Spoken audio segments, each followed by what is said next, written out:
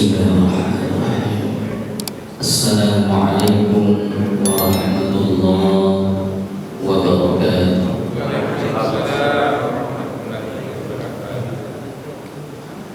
Alhamdulillah rabbil alamin alladzi hadana li hadza wa ma kunna linahtadiya laula an hadana Allah.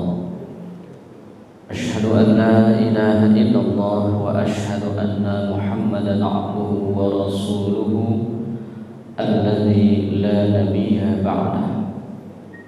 Allahumma shalli ala sayyidina Muhammad wa ala alihi wa sahbihi wa mawalah. Amma ba'du. Bapak-bapak, ibu-ibu jamaah salat maghrib rahimani wa rahimakumullah. Marilah kita bersyukur kepada Allah Subhanahu wa taala, Zat yang Maha Syakur, yang Maha Ghafur, yang telah memberikan rezekinya kepada manusia secara teratur dan terukur, sehingga diwajibkan manusia untuk bersyukur. Siapa yang bersyukur, hidupnya akan bertambah makmur. Meskipun demikian, ada juga orang yang kufur, sehingga hidupnya tersungkur ketika mati diazab di dalam kubur.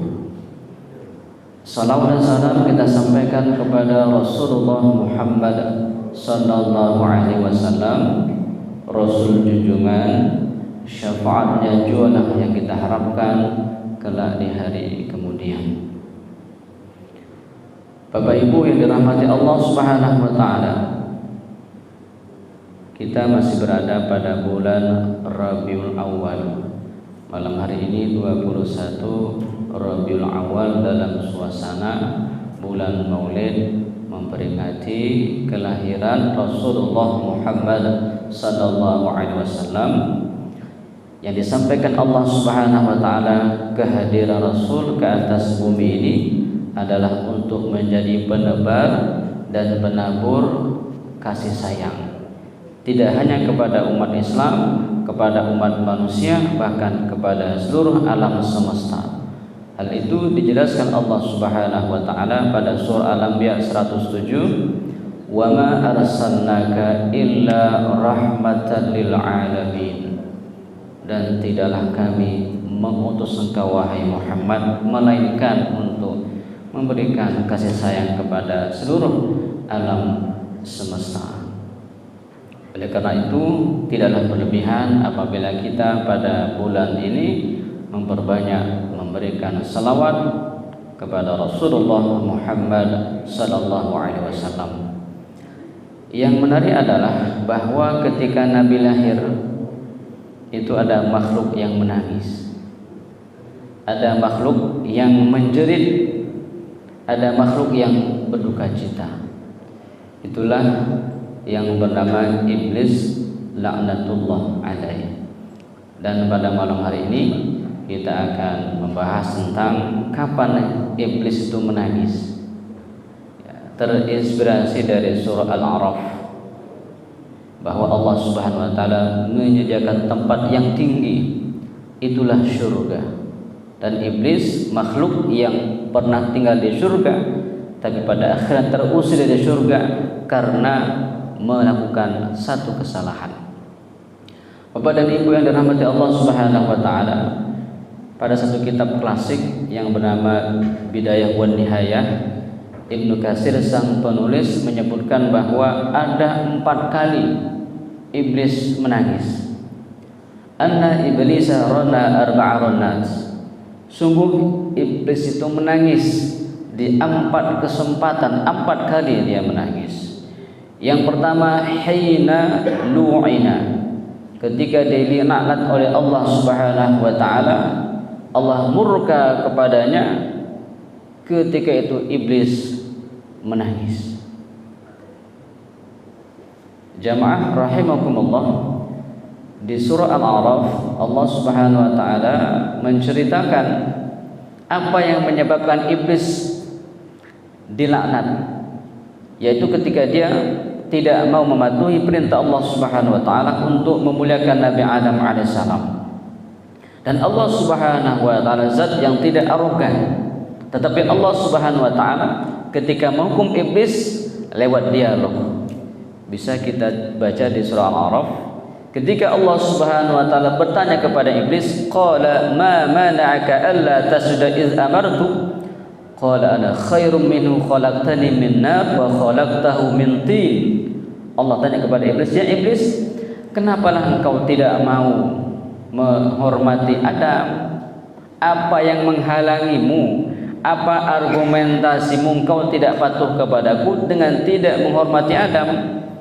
Iblis jawab, ana khairum minhu khalaqtani min nar wa khalaqtahu min tin. Aku ini lebih mulia dari Adam. Engkau ciptakan aku dari api, itu Adam dari tanah. Dalam persepsi iblis, api itu lebih mulia dari tanah. Maka dia katakan, aku lebih mulia, lebih pantas dihormati Adam ketimbang aku menghormati Adam. Maka aku menolak perintahmu ya Allah untuk sujud, dalam arti memuliakan, menghormati Nabi Adam alaihissalam. Maka iblis ini dia terkena penyakit takabur, sombong, disebabkan asal usul penciptaannya. Jadi ada yang menarik Bapak dan Ibu, bahwa seseorang itu bisa sombong disebabkan beberapa hal, di antaranya sombong karena asal usul. Aku ini raja misalnya, nenek moyangku penguasa raja, bisa dia sombong. Atau saya ini orang kaya, kakek moyangku orang kaya, itu juga menjadi penyebab orang sombong. Dan iblis sombong karena penciptaannya, dia merasa lebih hebat, lebih mulia karena tercipta dari api sedang Adam dari tanah. Itulah argumentasi iblis ketika menolak perintah Allah Subhanahu wa taala, takabur. Padahal takabur ini adalah salah satu sifat Allah Subhanahu wa taala, al-kibriya izari, kata Allah di hadis qudsi, kesombongan itu adalah pakaianku, selendangku. Siapa yang merampas milikku, maka aku akan murka kepadanya. Termasuk kepada iblis, Allah murka, dan iblis pun dilaknat oleh Allah Subhanahu wa taala. Dan di ketika itu Imam Ibnu Katsir mengatakan iblis menangis. Nah, iblis ini pernah menjadi penduduk surga, tetapi kemudian karena kesombongannya keluar daripada surga. Nabi mengingatkan kita semua Bapak dan Ibu dengan hadisnya, la yadkhulunal jannata man kana fi qalbi mithqalu dzarratin min kibrin. Tidak akan masuk ke dalam surga orang yang di hatinya menyimpan sifat sombong meskipun hanya sebesar zarah. Nah, orang-orang tua kita dulu menerjemahkan zarah itu sebagai biji sawi, karena ini adalah benda yang sangat kecil. Orang sekarang menerjemahkan dengan atom, inti atom. Jadi sekecil apapun ketika orang itu menyimpan, tersemat dalam hatinya sifat sombong, ini berbahaya, akan menjadi penghalang dirinya untuk masuk ke dalam surga Allah Subhanahu wa taala karena kesombongannya. Lantas apa indikasi sombong ini? Jangan-jangan kita ini punya sifat sombong, atau kita nuduh orang sombong, rupanya kita yang menjadi orang yang sombong. Begitu kita nunjuk satu ke orang, empat ke kita. Nah, ini satu ketika ini diceritakan Imam Malik itu naik kendaraan bagus, pakaian bagus, melintas kota Madinah. Orang nanya, ya Imam, engkau ajarkan kami zuhud, engkau ajarkan kami sederhana, tapi kau sendiri mewah. Ini bajumu bagus, kendaraanmu bagus. Kata Imam Malik, oh, saya tidak sombong. Saya sedang menampakkan rezeki yang diberikan Allah Subhanahu wa taala kepada saya. Wa amma bi nikmati rabbika fahaddis. Nikmat Tuhan yang diberikan kepadamu, ya nampakkanlah, jangan disembunyikan. Orang mengatakan misno, ya, miskin nokoh, ya, pura-pura miskin, pura-pura loyo, padahal orang berada. Beliau tandaskan apa itu sombong. Al-kibru batarul haq wa ghamtun nas. Yang sombong itu adalah ketika orang menolak kebenaran. dan merendahkan manusia yang lain. Wah, dia tolak kebenaran, dia rendahkan orang lain, itulah yang disebut dengan sombong. Ini nggak ada kaitan Pak dengan baju bagus, rumah bagus, kendaraan bagus. Apa iya? Kita punya baju bagus disimpan dalam lemari gak kita pakai-pakai. Kita punya mobil bagus gak pakai-pakai, disimpan dalam garasi, rusak lama-lama. Ya gunakanlah, pakailah untuk kebaikan, untuk kemaslahatan. Sepanjang untuk kebaikan itu tidak dikategorikan sebagai orang sombong. Sombong adalah ketika menolak kebenaran, merendahkan orang lain. Itu iblis. Dia tolak kebenaran dari Allah Subhanahu wa taala, dia rendahkan Adam, tidak mau menghormati Adam dan menolak kebenaran dari Allah Subhanahu wa taala. Hai iblis, hormati Adam. Meskipun dia datang belakangan, kamu duluan, ya hormati Adam. Ini perintahku. Perintah Allah Subhanahu wa taala. Kita nih manusia nih kadang-kadang merasa yang duluan lebih hebat dari yang belakangan. Anak tertua merasa lebih jago daripada anak yang paling kecil. Aku paling tua, kau bungsunya, aku sulungnya, aku yang menguasai ini. Nah, begitulah kira-kira. Jadi iblis kena penyakit sombong yang menyebabkan dia mendapatkan murka dari Allah Subhanahu wa taala. Dia nangis. Dikisahkan bahwa pada zaman Nabi Nuh, iblis menjumpai Nabi Nuh. Ya Nuh, kalau kira-kira aku tobat, diterima enggak oleh Allah Subhanahu wa taala? Ya, cobalah. Nah, gimana caranya? Nanti ku tanya. Nabi Nuh dialog kepada Allah, diberikan wahyu. Mudah caranya adalah dengan menghormati Adam alaihissalam. Itu juga hormati Adam alaihissalam. Gimana? Adam sudah mati, cari kuburannya. Jumpa kuburannya, ya, anggukan kepala tanda hormat kepada Adam, memuliakan Adam. Enggak lah kata iblis, dia hidup aja aku tak mau, apakah dia mati? Gengsi lah gitu, hidupnya saja aku tak mau menghormati dia, apalagi sudah mati, cari kuburannya lagi. Tidak maulah iblis, maka dia sampai hari kiamat tetap menjadi makhluk yang dilaknat oleh Allah Subhanahu wa taala. Sebabnya adalah karena kesombongan yang ada pada dirinya. Yang kedua, wahina uhbita, ketika dia dicampakkan Allah Subhanahu wa taala dari surga, diturunkan Allah, hubut, diturunkan, dikeluarkan dari surga. Di surah Al-A'raf Allah katakan, qala khruj minha mad'uman madhura. Iblis keluar dari surga, kau terhina, kau tercela, kau terusir, dikeluarkan dari surga. Maka Bapak dan Ibu, kata-kata iblis ini dalam bahasa Arab dari kata-kata ablasa. Ablas artinya orang yang berputus asa, tak punya harapan lagi lah, tak punya harapan, putus asa dari rahmat Allah Subhanahu wa taala, nggak punya harapan lagi yang baik, sudah putus asa, itu ablas. Ada yang mengatakan ada cocokologi Pak, cocok dengan kata-kata kebelabasan, belabas. Kalau sudah itu kan waduh sesat ya, ini udah kebelabasan, sesat. Nah, kemudian rupanya ada kedekatan dengan bahasa Yunani. Dia bolos. Nah, dia bolos artinya nggak nampak, nggak kelihatan. Maka dulu kita waktu SD cara tak sengaja sudah pakai bahasa ini Pak, bahasa Yunani ini. Nah, mana si fulan?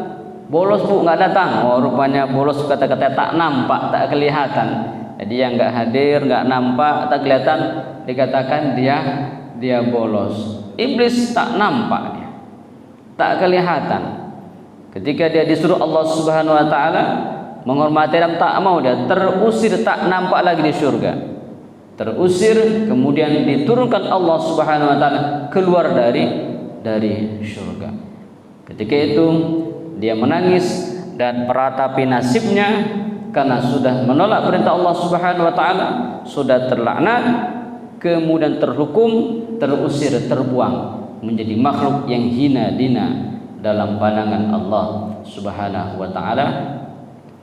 Oleh karena itu Allah mengingatkan kita, Allah sayang kepada kita. Quran diturunkan menjadi pedoman, menjadi panduan kita untuk agar tidak sesat, Nah, kita Bapak dan Ibu sering baca surah Yasin, jadi wirid kita, jadi amalan kita, tepat kita baca itu di surah Yasin. Ya bani Adam alla ta'budu syaitan.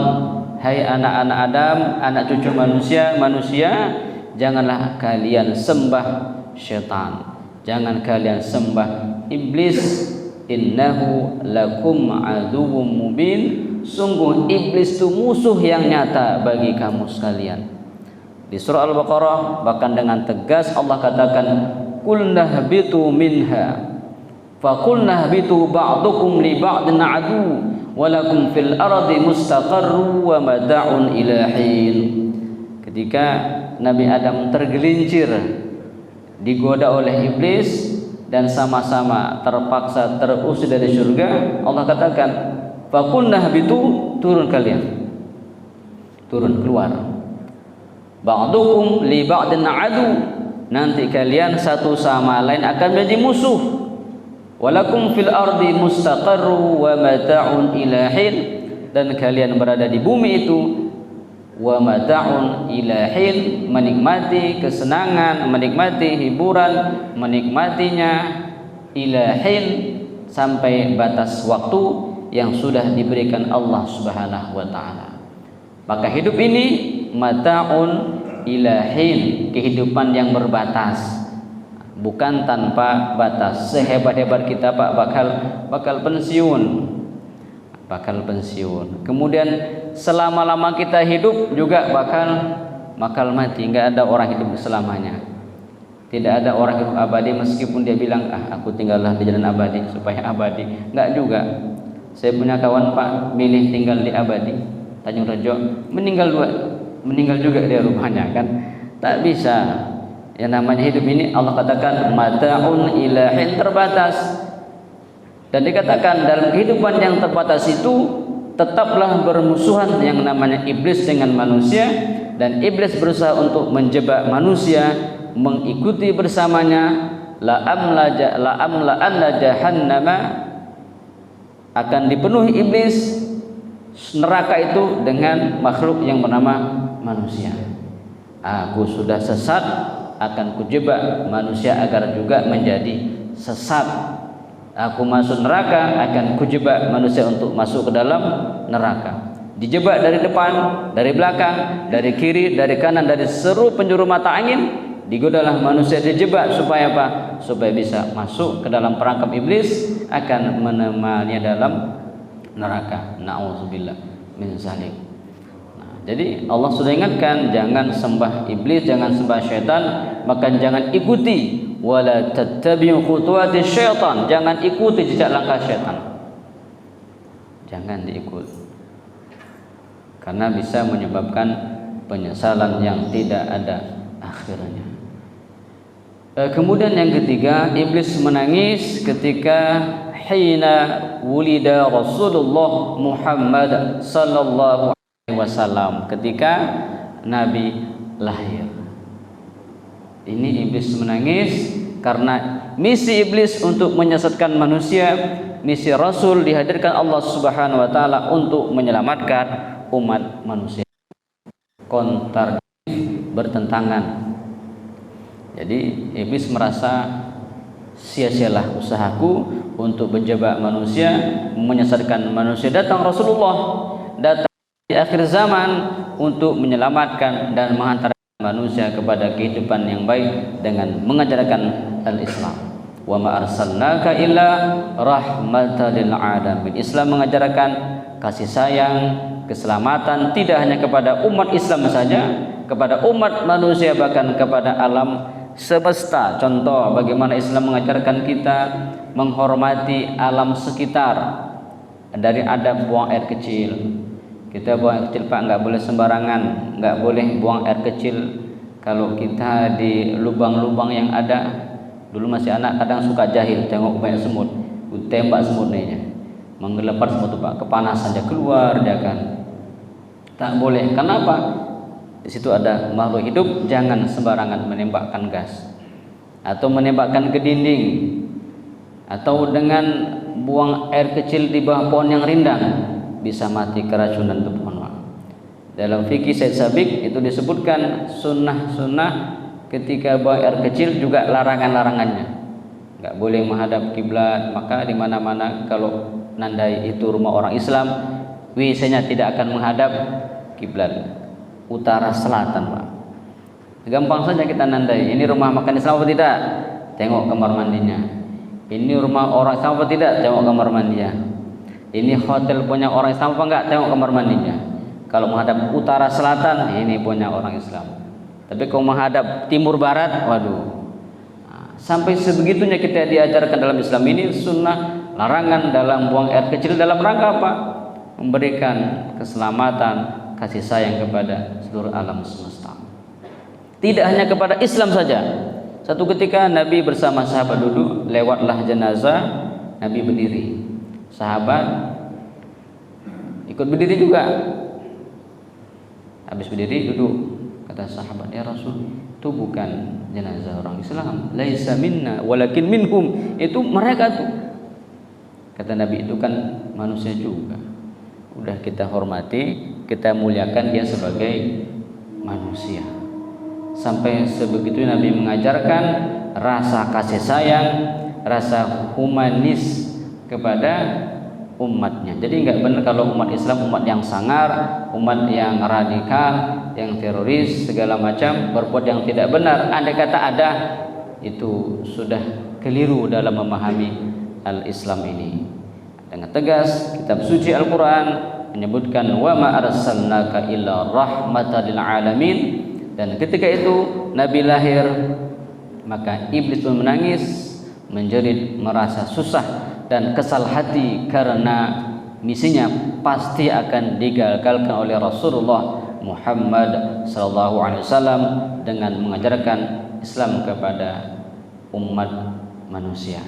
Dan sampai kepada kita saat ini kita bisa merasakan nikmatnya beragama Islam. Kalau tidak mungkin ya kita jadi orang jahil ini, Pak. Dengan Islam kita merasa mulia, dengan Islam kita bersih, dengan Islam kita berkasih sayang, dengan Islam kita menjadi hamba Allah Subhanahu wa ta'ala.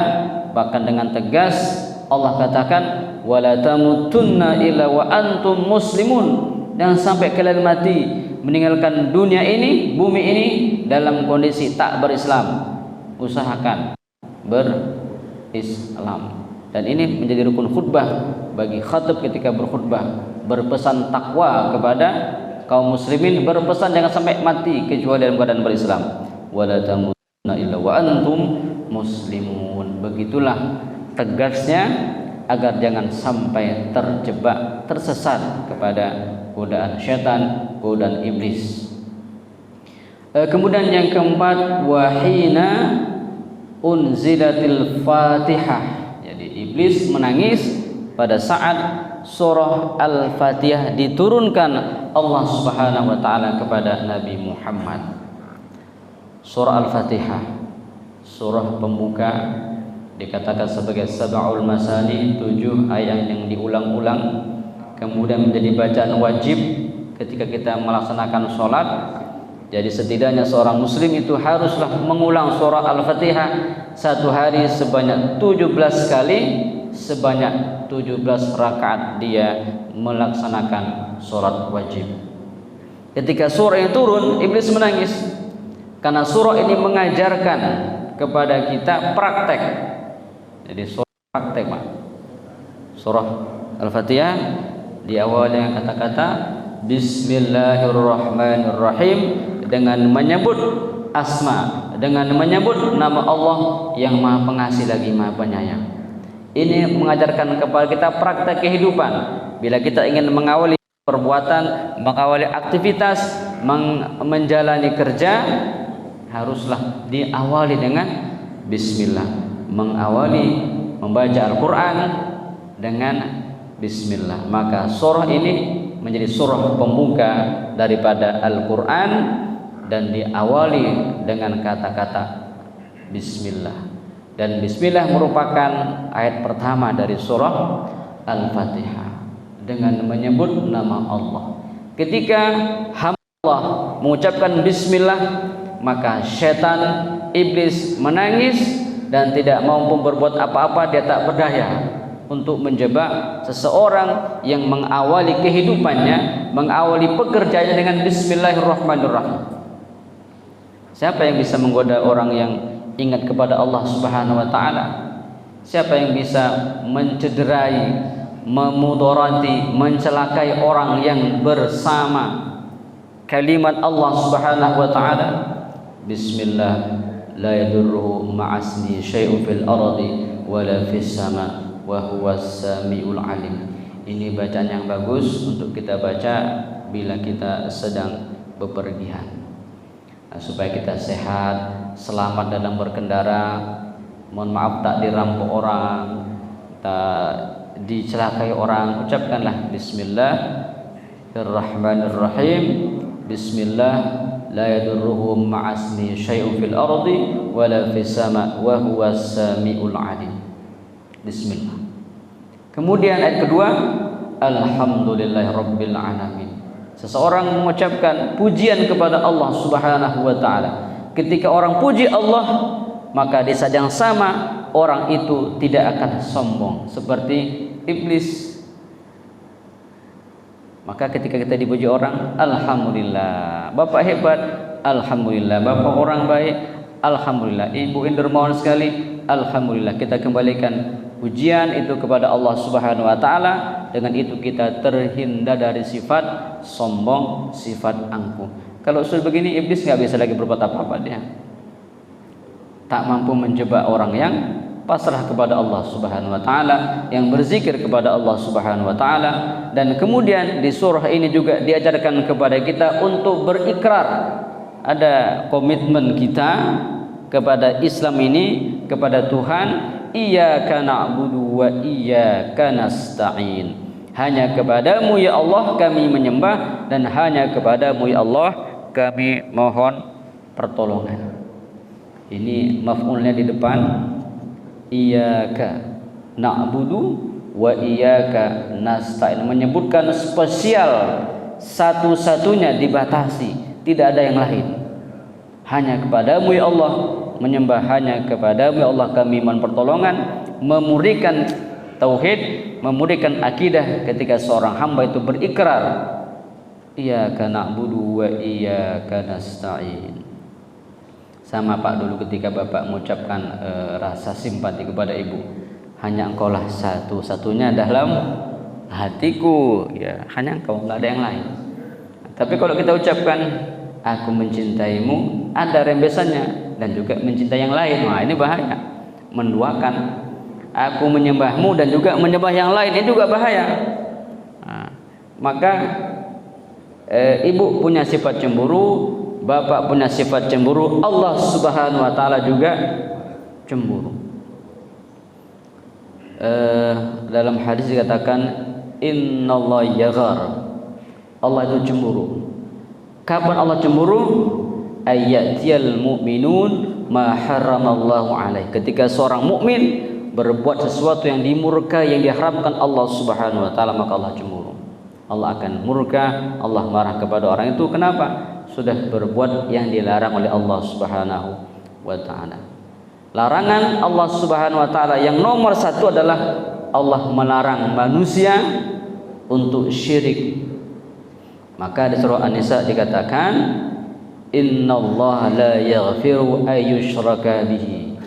Sesungguhnya Allah Subhanahu wa taala tidak akan mengampuni dosa syirik, menduakan Allah Subhanahu wa taala. Kayak berikrar iyyaka na'budu wa iyyaka nasta'in.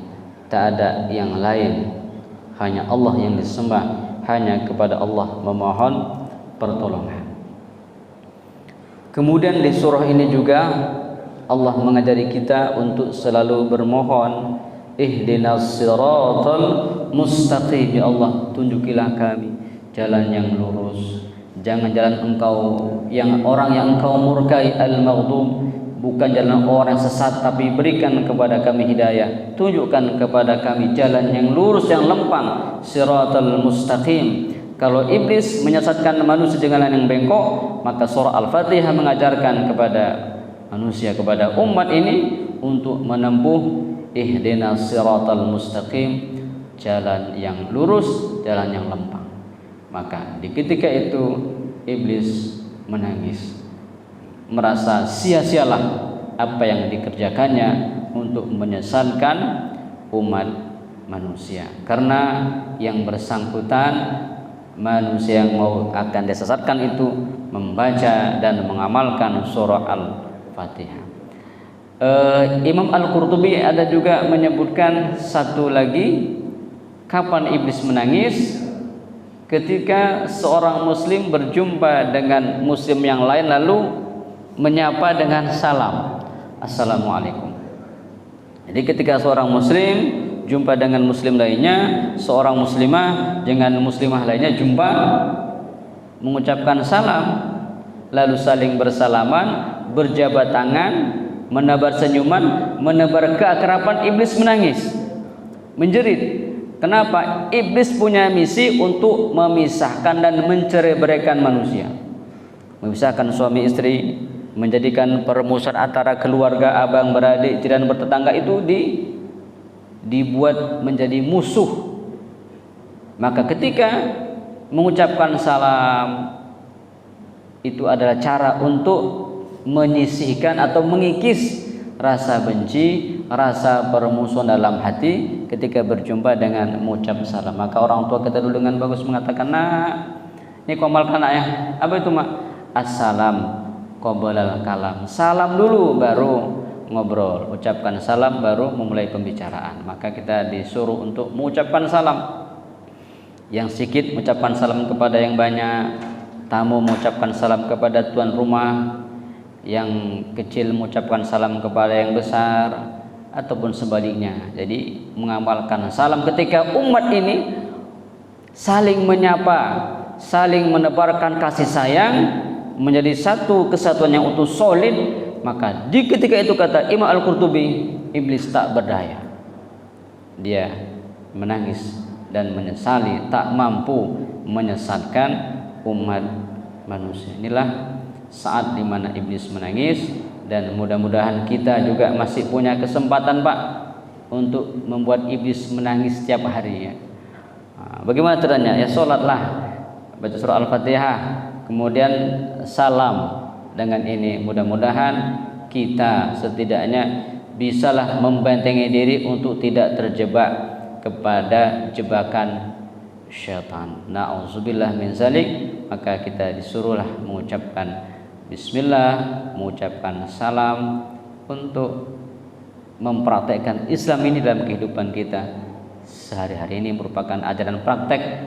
Kita praktekkan, mudah, sederhana, bisa kita amalkan, dan itu tanpa terasa kita akan dilindungi oleh Allah Subhanahu wa taala dari kesesatan, dari jebakan iblis yang pasti iblis dengan jebakannya akan menggiring manusia masuk ke dalam neraka. Ini yang dapat disampaikan kajian kita Maghrib Isya. Semoga bermanfaat, tapi kurang mohon maaf. Wassalamualaikum warahmatullahi wabarakatuh.